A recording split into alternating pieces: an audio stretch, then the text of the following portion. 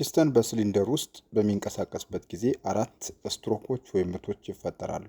እነሱም የማስገባት ምት፣ የማመቅ ምት፣ የኃይል ምት፣ የማስወጣት ምት ናቸው። ነገር ግን በእነዚህ ስትሮኮች ወይም ምቶች ጊዜ የፒስተን እና የቫልቭ እንቅስቃሴ ምን ይመስላል? ኦ ኦፕን ወይም ቫልቭ ሲከፈት ማለት ነው። ሲ ክሎዝ ወይም ቫልቭ ዝግ ሲሆን ማለት ነው። አይ ኢንቴክ ቫልቭ ወይም አስገቢ ቫልቭ ማለታችን ነው።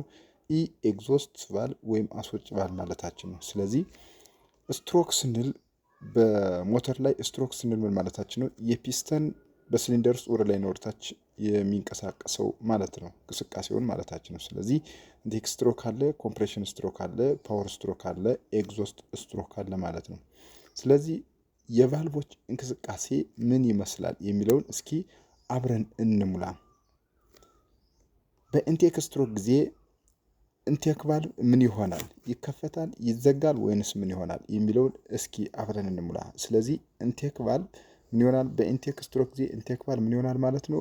ኦፕን ይሆናል ማለት ነው። ኦፕን ይሆናል ማለት ነው።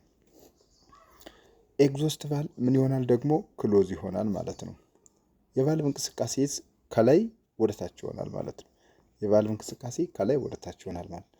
ኮምፕሬሽን ስትሮክ ጊዜ ደግሞ ምን ይሆናል ማለት ነው? ሁሎችም ቫልቮች ዝግ መሆን መቻል አለበት፣ ምክንያቱም እመቃ ላይ ስላለ ማለት ነው። ስለዚህ ክሎዝ አድርገን እንሞላና የቫልቭ እንቅስቃሴ ምን ይሆናል? ከታች ወደ ላይ ይሆናል ማለት ነው።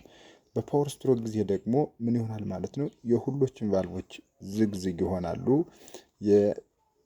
የፒስተን እንቅስቃሴ ከላይ ወደ ታች ይሆናል ማለት ነው። ኤግዞስት ስትሮክ ወይም በማስወጣት ምት ጊዜ ደግሞ ምን ይሆናል ማለት ነው? ኢንቴክ ስትሮክ ክሎዝ ይሆናል። አስወጭ ቫልቭ ደግሞ ኦፕን ይሆናል።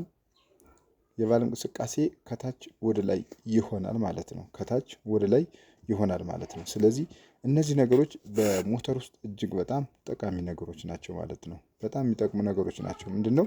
ፒስተን በሲሊንደር ውስጥ ወደ ላይና ወደ ታች ነው ስፕሮኬት የሚያደርገው የሚጫወተው። በዛን ጊዜ በሚጫወቱበት ጊዜ አራቱ ምቶች የምንላቸው ይፈጠራሉ ማለት ነው። ስለዚህ የማስገባት ምት ወይም ኢንቴክ ስትሮክ የምንለው፣ እንደገና የማመቅ ምት ወይም ኮምፕሬሽን ስትሮክ የምንለው፣ እንደገና ፓወር ስትሮክ ወይም ኃይል የመፍጠር ምት የምንለው፣ እንደገና ኤግዞስት ስትሮክ የማስወጣት ምት የምንለው ማለት ነው። ስለዚህ እነዚህ ነገሮች እጅግ በጣም ወሳኝ ነገሮች ናቸው ማለት ነው።